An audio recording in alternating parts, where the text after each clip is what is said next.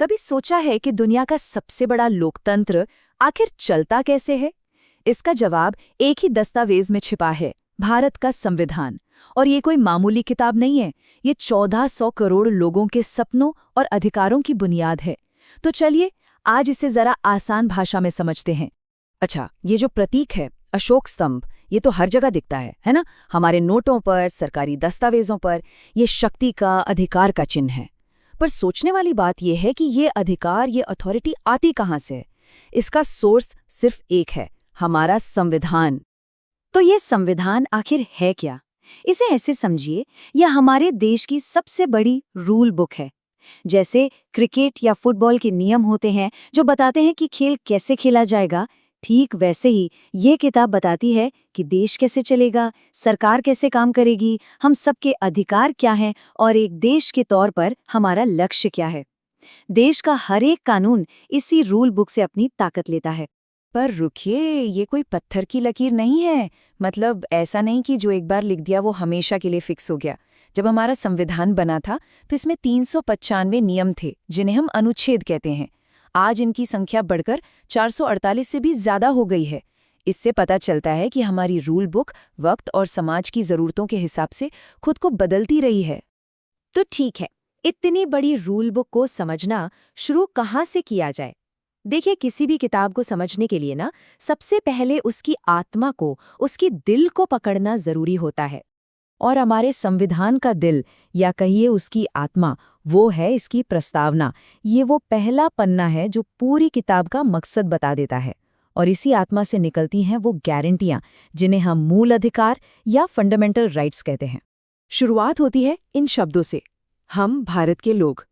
ये सिर्फ शब्द नहीं है, ये एक बहुत बड़ा वादा है। ये वो कमिटमेंट है जो संविधान हर एक नागरिक को न्याय, आज़ादी और बराबरी का भरोसा देता है। ये एक कंपस की तरह है जो देश को हमेशा सही दिशा दिखाता है। तो इस वादे को असल जिंदगी में कैसे उतारा जाता है?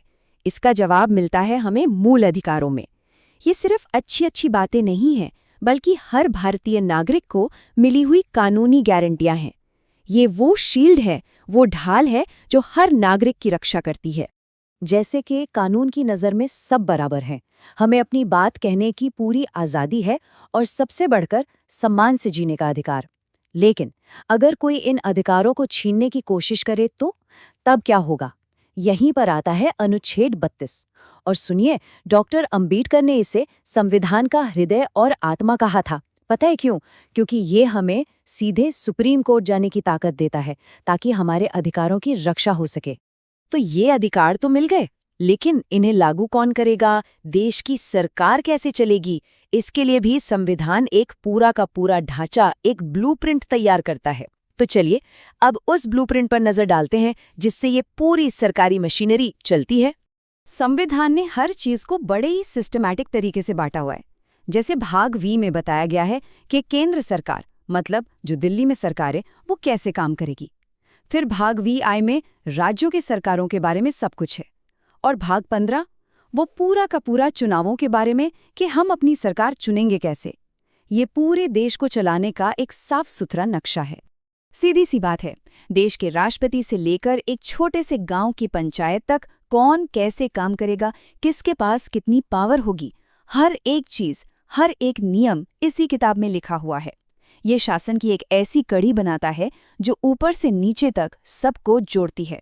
लेकिन एक मिनट रुकिए, जो नियम 1950 में सही थे, क्या वो आज के दौर में भी उतने ही फिट बैठते हैं? दुनिया तो बहुत बदल गई है। और यहीं पर संविधान की सबसे कमाल की बात सामने आती है। ये कोई म्यूजियम में रखी हुई पुरानी किताब नहीं है, बल्कि एक जीता जागता, सांस लेता हुआ डॉक्यूमेंट है। और इसका सीक्रेट है अनुच्छेद 368 में। इसे आप संविधान का एडिट बटन समझ सकते हैं। यही वो पावर है जो हमारी संसद को ये हक देती है कि वो वक्त के साथ इस रूल बुक को अपडेट कर सके, ताकि ये हमेशा हमारे समय के साथ कदम मिलाकर चल सके। और हाँ, ये एडिट बटन सिर्फ दिखावे के लिए नहीं है। अब तक हमारे संविधान में 105 से भी ज्यादा बार बदलाव हो चुके हैं, और ये नंबर ही अपने आप में सबसे बड़ा सबूत है कि ये दस्तावेज भारत के साथ साथ बड़ा हो रहा है, इवॉल्व हो रहा है। तो ठीक है, ये सब तो हो गई बड़ी बड़ी बातें, सरकार, कानून, अधिकार। पर सवाल ये है कि इसका हम सबकी रोज की जिंदगी पर क्या असर पड़ता है। ये संविधान हमारी जिंदगी से कैसे जुड़ता है। तो अगली बार जब कोई वोट डालने जाए या सोशल मीडिया पर अपनी राय रखे या फिर बिना किसी डर के देश में कहीं भी घूमे, तो ये याद रखना जरूरी है कि ये सब मुमकिन है सिर्फ उस एक रूल बुक की वजह से। तो सोचने वाली बात यह है कि ये रूल बुक तो हमारी जिंदगी को इतना कुछ देती है, पर क्या हम इसे वो अहमियत देते हैं जो इसका हक है? इस पर सोचिएगा जरूर।